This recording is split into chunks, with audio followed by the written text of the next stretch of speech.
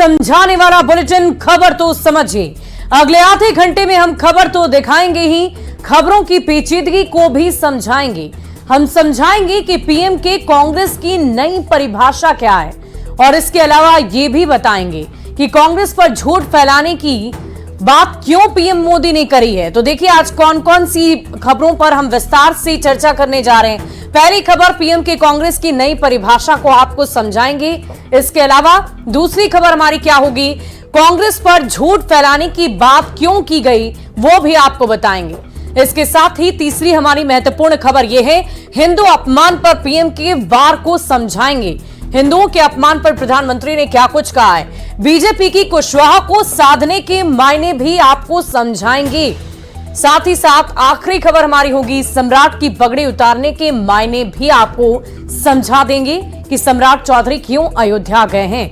बढ़ते आगे, राष्ट्रपति के अभिभाषण पर जवाब देते हुए पीएम मोदी ने कांग्रेस की नई परिभाषा भी बताई। पीएम ने कहा कि कांग्रेस इस लोकसभा चुनाव में परजीवी पार्टी बनकर रह गई।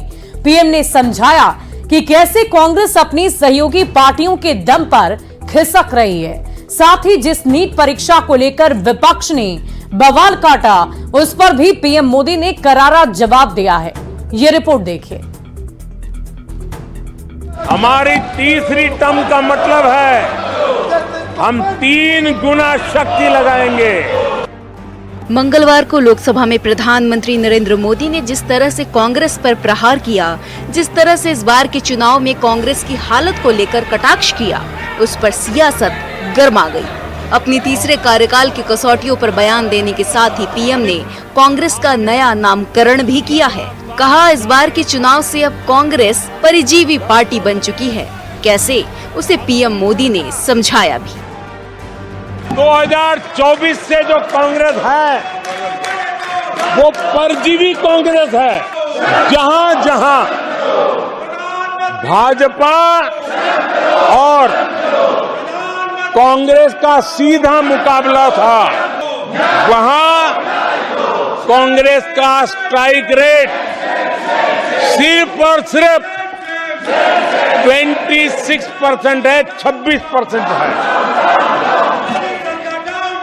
लेकिन जहां किसी का पल्लू पकड़ करके चलते थे, जहां वो जूनियर पार्टनर थे, ऐसे राज्यों में कांग्रेस जहां जूनियर पार्टनर थी, उनका स्ट्राइक रेट 50% है और अपने सहयोगी दलों के कंधे पर उन्होंने चढ़ करके ये सीटों का आंकड़ा बढ़ाया है। सदन में कई मुद्दों पर बोलते हुए पीएम मोदी ने नीट पेपर लीक कांड को लेकर भी सरकार का पक्ष रखा। पीएम मोदी ने कहा कि केंद्र सरकार देश के छात्रों, नौजवानों के भविष्य को लेकर बेहद गंभीर है। उनके भविष्य से खिलवाड़ करने वालों को नहीं छोड़ा जाएगा। युवाओं के भविष्य के साथ खिलवाड़ करने वालों को कतई छोड़ा नहीं जाएगा। पूरे देश में लगातार गिरफ्तारियां की जा रही है। केंद्र सरकार पहले ही एक कड़ा कानून बना चुकी है। राष्ट्रपति के अभिभाषण पर जिस अंदाज में पीएम मोदी ने विरोधियों और खासकर कांग्रेस पर हमला बोला, उससे आने वाले समय में सियासत गर्म होने वाली है, इसमें कोई दो राय नहीं। Bureau report, news 18। और पीएम की कांग्रेस की नई परिभाषा को आपको समझाते हैं। प्रधानमंत्री मोदी ने कांग्रेस को परजीवी कहा है। पीएम ने समझाया कि क्यों कांग्रेस परजीवी है। दरअसल सदन में एक एक मुद्दे को समझाने की कोशिश की गई। सहयोगी पार्टियों के भरोसे सीट बढ़ाने की बात तक कही गई और चुनाव में कांग्रेस के स्ट्राइक रेट को भी बताया गया। पीएम ने चुनाव वाले राज्यों का जिक्र किया और अकेले लड़ी तो कांग्रेस का स्ट्राइक रेट 26% रहा। सहयोगियों के सहारे स्ट्राइक रेट 50% रहा। सहयोगी पार्टियों के भरोसे कांग्रेस ने अपनी सीटें बढ़ाई है, इसका जिक्र भी सदन के भीतर किया गया। कांग्रेस के अपनी भरोसे सीटें कमती जा रही है। पीएम मोदी ने सदन में यही बताने की कोशिश की और इसीलिए कांग्रेस को परजीवी बता दिया है।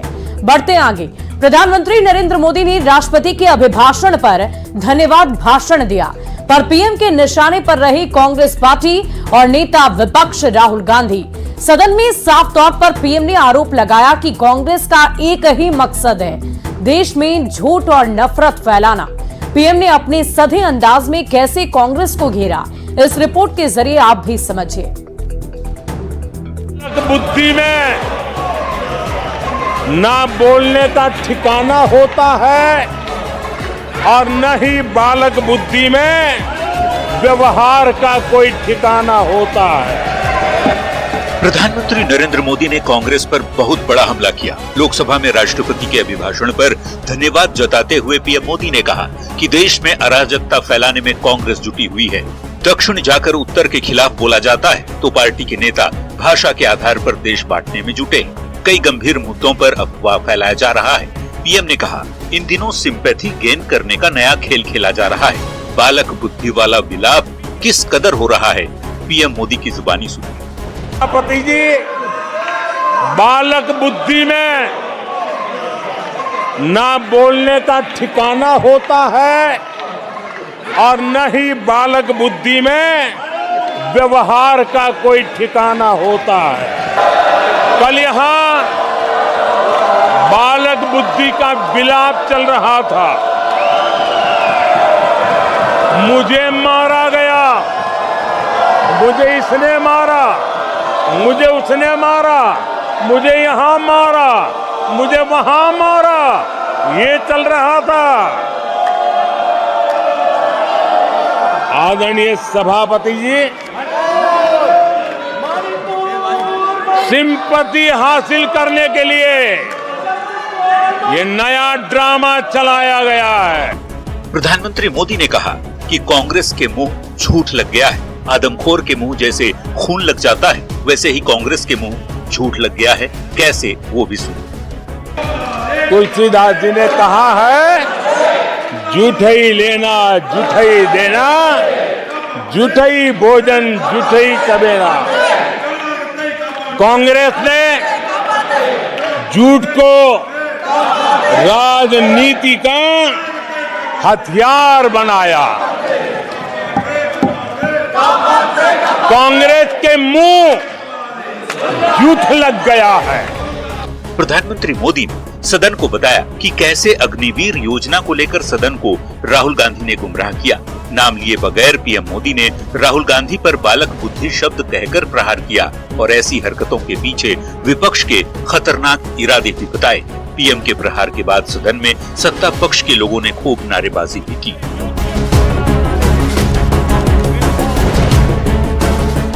Bureau report, news 18।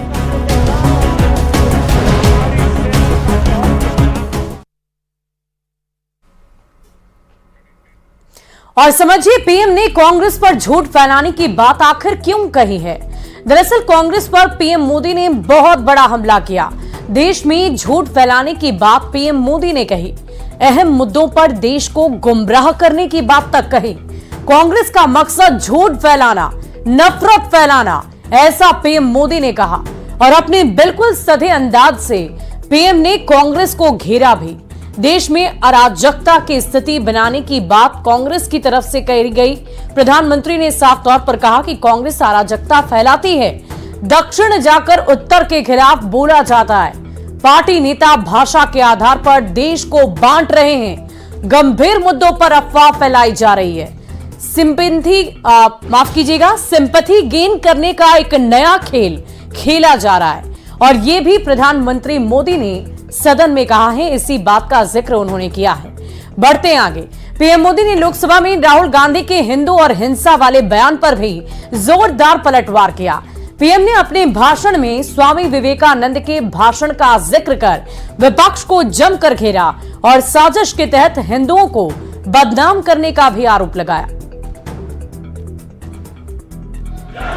सहनशील है, इसी कारण भारत का लोकतंत्र, भारत की इतनी विविधताएं, उसका वैविध्य की विराटता आज उसी के कारण पनपी है। पीएम मोदी ने राहुल गांधी के हिंदुओं को लेकर दिए बयान पर जोरदार पलटवार किया। उन्होंने न सिर्फ बयान की निंदा की, बल्कि नेता विपक्ष के बयान और उनके व्यवहार पर भी सवाल उठाया। पीएम मोदी ने 131 साल पहले शिकागो में स्वामी विवेकानंद के दिए एक बयान को कोट करते हुए कहा कि मुझे गर्व है कि मैं उस धर्म से आता हूँ जिसने पूरी दुनिया को सहिष्णुता और वैश्विक स्वीकृति सिखाई है। 131 साल पहले, 131 ईयर पहले स्वामी विवेकानंद जी ने शिकागो में कहा था, मुझे गर्व है कि मैं उस धर्म से आता हूं जिसने पूरी दुनिया को सहिष्णुता और वैश्विक स्वीकृति सिखाई है। राहुल गांधी के हिंदू और हिंसा वाले बयान का पीएम मोदी ने कड़े शब्दों में निंदा की। उन्होंने दो टूक कहा कि कुछ लोग सोची समझी साजिश के तहत हिंदुओं को बदनाम करने की कोशिश कर रहे हैं और देश के बहुसंख्यकों के खिलाफ एक पूरा इकोसिस्टम रणनीति के तहत काम कर रहा है। आदरणीय सभापति जी, गंभीर बात है कि आज हिंदुओं पर झूठा आरोप लगाने की साजिश हो रही है, गंभीर षड्यंत्र हो रहा है। राहुल गांधी ने जिस तरीके से संसद में भगवान के चित्रों का इस्तेमाल किया, पीएम मोदी ने इस पर भी तीखा हमला किया। पीएम ने कहा, कांग्रेस निजी स्वार्थ के लिए भगवान की प्रतिमा का इस्तेमाल करती है। भगवान दर्शन के लिए होते हैं, न कि प्रदर्शन के लिए। हिंदू परंपरा, हिंदू समाज, इस देश की संस्कृति, देश की विरासत, इसको नीचा दिखाना, उसे गाली देना, उसे अपमानित करना, हिंदुओं का मजाक उड़ाना, इसे फैशन बना दिया है और उसको संरक्षण देने का काम अपने राजनीतिक स्वार्थ के लिए ऐसे तत्व कर रहे हैं। पीएम मोदी ने आज अपने भाषण में विपक्ष को तगड़ा जवाब दिया। साथ ही हिंदू समाज से भी ऐसे लोगों के बारे में सोचने की अपील की जो हिंदू देवी देवताओं का अपमान करते हैं।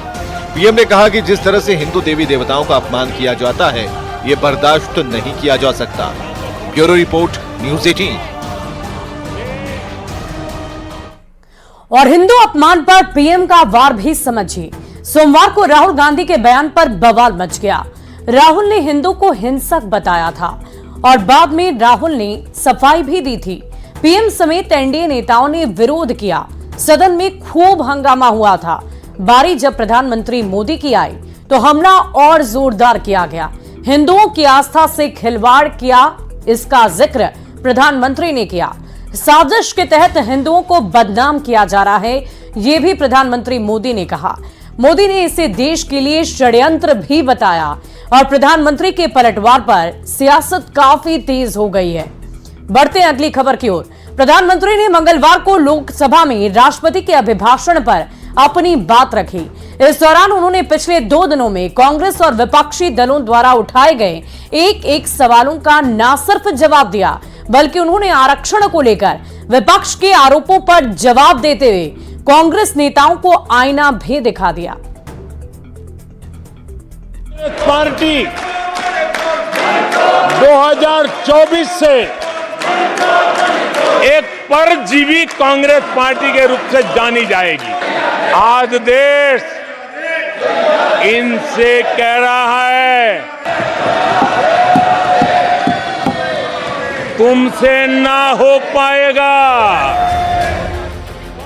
राष्ट्रपति के अभिभाषण और विपक्ष के द्वारा उठाए गए सवालों के बाद अब बारी थी लोकसभा में पीएम मोदी के भाषण की। करीब 4:15 बजे पीएम मोदी ने जब बोलना शुरू किया तो विपक्ष के द्वारा उठाए गए एक सवालों के जवाब दिए गए।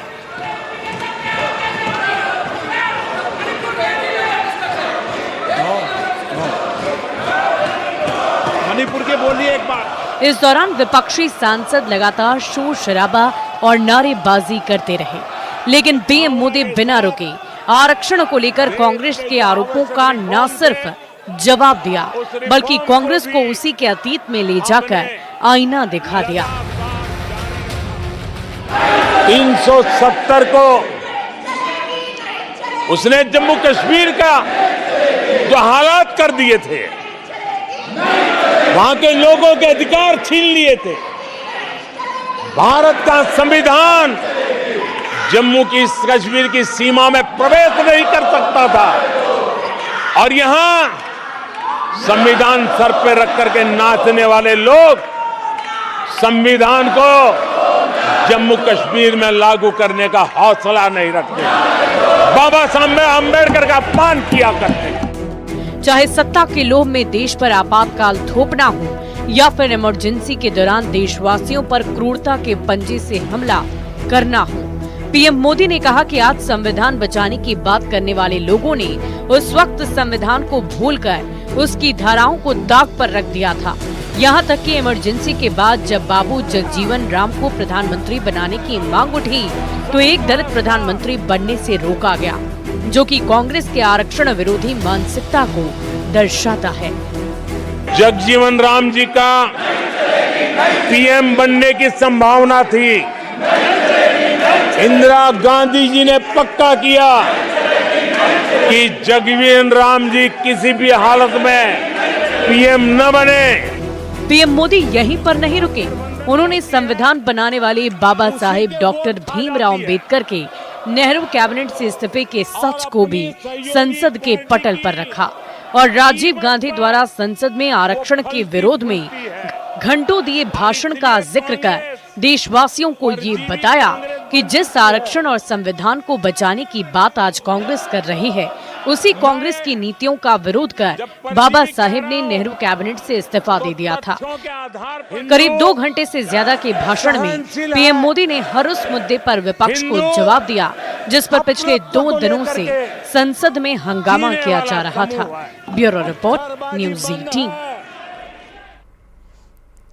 संविधान आरक्षण पर प्रहार को समझिए। विपक्ष लगातार सरकार पर संविधान को लेकर वार कर रहा है। संविधान खतरे में होने की बात कही जाती है।